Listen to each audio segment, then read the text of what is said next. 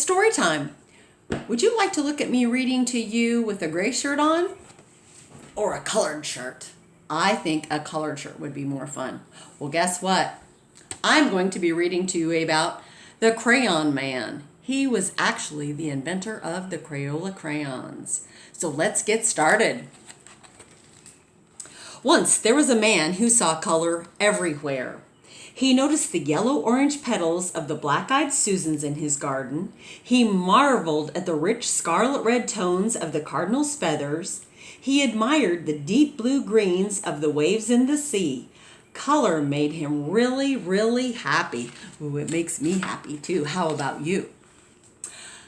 But all day long, at work, all he saw was black. Black dust, black tar, black smoke, black ink, black dye, black shoe polish. Oh, Ika, that would be messy and dirty too. His name was Edwin Binney, and he was an inventor. He worked with his cousin, C. Harold Smith. Together they were Binney and Smith. Harold was a great salesman. He loved to travel the world. Edwin was curious. He had a knack for listening and making what people needed. Edwin invented a new kind of inexpensive slate pencil that wrote very smoothly. It was gray. Children loved it. He invented a kind of chalk that wasn't dusty and didn't crumble. It was white. Teachers loved it. He invented a wax crayon that would write on wood and paper packaging. It was really, really black, and people loved it. So when everyone, including Edwin's wife, Alice, told him that children needed better, cheaper crayons, he listened. They said, "The crayons we have are big, dull, and clumsy.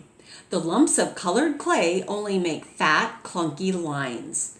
And the artist's crayons from Europe are far too expensive. They crumble and break easily. Some are even poisonous." Ooh, that's bad.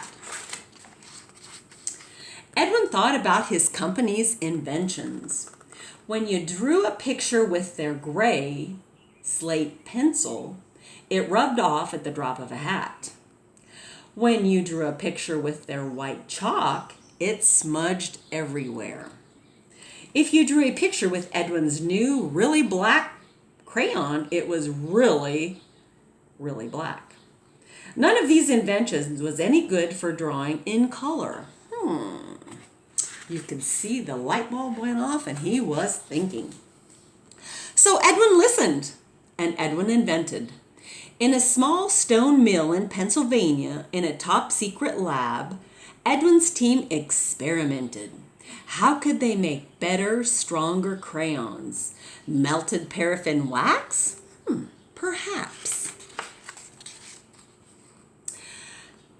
Now for the crayon colors, grinding up rocks and minerals into fine powders, mixing slate for gray, earth for yellow, red and brown? Perhaps. Oh yes, and lapis for blue? Pounding, sifting, and heating the colored powders, would they be bright enough? Edwin's team kept on trying. They kept on experimenting. Look at the beautiful colors in these pictures. They came home covered in color.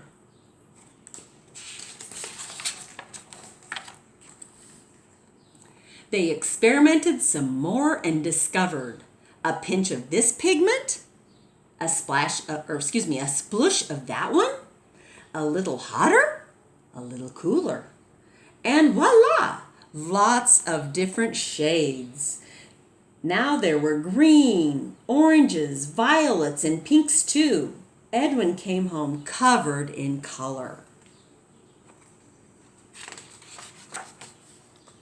In a large tub at the mill, Edwin's team measured out the ingredients. Melted wax, clay to thicken, something for texture, colored powders, each in just the right amount every time. A top secret formula. Slowly, carefully stirring by hand, they poured the special formula into thin, crayon-shaped molds smaller than any other inventor's, just the right size for children's hands. The mixture cooled and hardened. Edwin watched and Edwin waited. Finally, one summer evening in June 1903, Edwin came home covered in color and announced that he'd invented a new kind of colored crayon. But what should he call it? Alice had no idea. Alice had an idea. She said, let's mix the French word cray for stick of chalk and the word ola from the word oleaginous, meaning oily like the oily texture of the crayon wax, to invent a new word, Crayola. Crayola. Edwin listened. Binney and Smith shipped out the first Crayola crayon boxes. Red, orange, yellow, green, blue, violet, brown, and black. 8 colored crayons for only a nickel. Edwin waited. Would children like them? Children did. Now they could draw a tiny green caterpillar or the big blue sky. Their drawings wouldn't smudge and they wouldn't rub out. They were bright and could last a long, long time. Oh my goodness, look at all of the beautiful things children could draw. Oh, 1904 World's Fair. Excitement over the new colorful invention spread like wildfire. Admirers from far and wide flocked to marvel at Binney and Smith's invention at the St. Louis World's Fair. The company's dustless chalk even won a gold medal. Proudly, Edwin and Harold showed it off, especially on their new Crayola crayon boxes. Gold medal.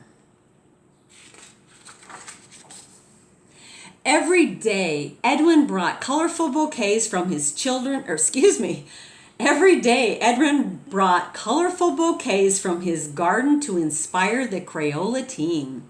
They made crayons in even more different shades and later asked children to help name some of them. Macaroni and cheese, Granny Smith apple, robin's egg blue, tropical rainforest, and as we all know, the list goes on and on and on.